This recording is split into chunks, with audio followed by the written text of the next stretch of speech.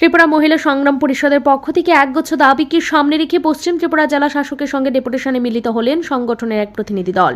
ডেপুটেশনের নেতৃত্বে ছিলেন সংগঠনের সম্পাদিকা রিজিয়া খাতুন। সংবাদ মাধ্যমের সঙ্গে কথা বলতে গিয়ে তিনি বলেন, রাজ্যে সর্বত্র নেশাদ্রব্য মুড়িমুড়কির মতো বিক্রি হচ্ছে।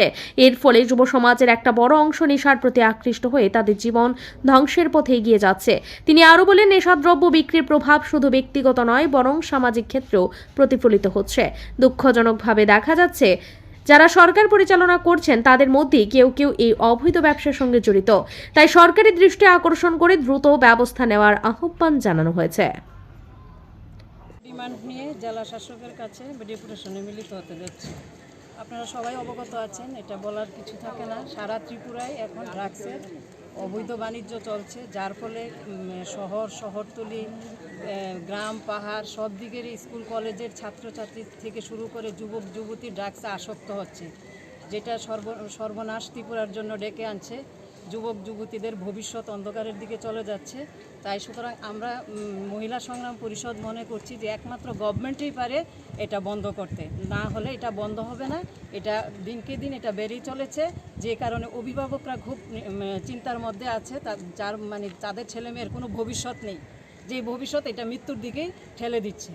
যে একটা ড্রাগস আছে শিরাপথে নেয়, এর ফলে এইডস রোগে আক্রান্ত হচ্ছে ছেলে মেয়েরা। দ্বিতীয়ত আমরা যেটা ডিমান্ড আছে, ড্রাগসের বাণিজ্য রুখতে সরকার একটা কঠোর পদক্ষেপ গ্রহণ করুক। 2 নম্বর হচ্ছে আমরা কোভিড থেকেই শুরু হচ্ছে এই সংকট শ্রমজীবী মানুষদের মধ্যে। কোভিড থেকে এবং মাঝখানে বন্যা পরিস্থিতিও গেছে, যারা বাধ্য হয়েছে, তাদের কোনো ইনকাম ছিল না, তখন কাজকর্ম বন্ধ ছিল, তখন তারা বাধ্য হয়ে বিভিন্ন কর্পোরেশন, মাইক্রো ফিন্যান্স থেকে তারা ঋণ নিয়েছে। আমাদের ডিমান্ড হলো এই ঋণগুলি গভর্নমেন্ট মুকুব করুক। ঋণ মুকুবও করছে গভর্নমেন্ট, আমরা দেখেছি আদানি আম্বানির মতো শিল্পপতিদের ঋণ মুকুব করছে কোটি কোটি টাকা। কিন্তু দেখা গেছে সাধারণ মানুষের, আমার যেটা নজরে আছে, 1 টাকা 40 পয়সাও ঋণ মুকুব করে না। যাদের কোটি কোটি টাকা ঋণ মুকুব করতে পারছে, তো শ্রমজীবী মানুষদের ঋণ মুকুব করা সহজ, এটাও গভর্নমেন্টই পারে তাদেরকে ঋণগুলি মুকুব করে দেওয়া। তারপরে SC ST OBC minority corporation থেকে শিক্ষার জন্য যে শিক্ষার যে লোনটা নেওয়া হচ্ছে, এখন দেখা গেছে কেউ শিক্ষার জন্য ঋণ নিচ্ছে, কিন্তু বাস্তবে দেখা যাচ্ছে তারা শিক্ষার যে শেষে একটা চাকরি পাবে, তারপরে তো লোনটা দেবে, কিন্তু দেখা গেছে চাকরিটা অনিশ্চয়তার মুখে পড়ে গেছে, লোনটা দিতে পারে না। তার জন্য আমরা যাদের শিক্ষাক্ষেত্রে যে লোনটা নিয়েছে তাদেরও ঋণগুলি মুকুব করা হোক।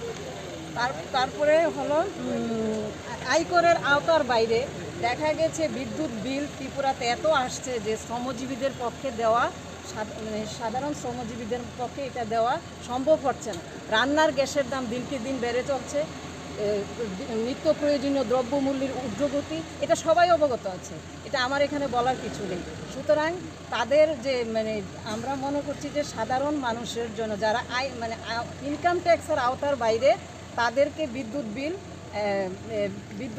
বিনামূল্যে বিদ্যুৎ এবং রান্নার গ্যাস সরবরাহ করা হোক, সবার জন্য বিনামূল্যে চিকিৎসা গ্রহণ করা হোক। এখন দেখা গেছে প্রাইভেট চিকিৎসা করতে গিয়ে গরিবরা হিমশিম খাচ্ছে, এমনকি সরকারি যে মেডিকেল কলেজ আছে এখানেও সরকারি চিকিৎসা পাওয়া যাচ্ছে না। সুতরাং আমাদের ডিমান্ড হলো বিনামূল্যে চিকিৎসা পরিষেবা চালু করা হোক, প্রাথমিক স্তর থেকে বিশ্ববিদ্যালয় পর্যন্ত শিক্ষা অবৈতনিক করা হোক এবং সমস্ত স্তরের বেসরকারিকরণ বন্ধ করা হোক। এই 8টা ডিমান্ড নিয়ে আমরা DM সাহেবের মাধ্যমে সরকারের কাছে আবেদন রাখছি, আমাদের এই নিত্য প্রয়োজনীয় দাবিগুলি যাতে আমাদের পূরণ করা হয়, তাহলে একটা সুন্দর ত্রিপুরা গড়ে উঠবে।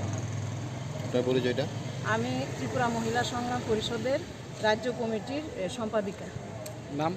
নাম রিজিয়া খাতুন। ব্যুরো রিপোর্ট, ঋদ্ধি নেটওয়ার্ক।